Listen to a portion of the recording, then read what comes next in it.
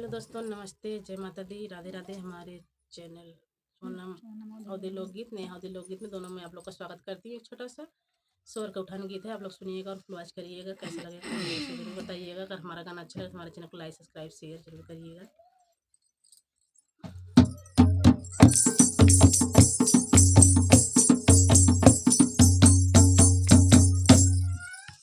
भोरवा में देखे सपना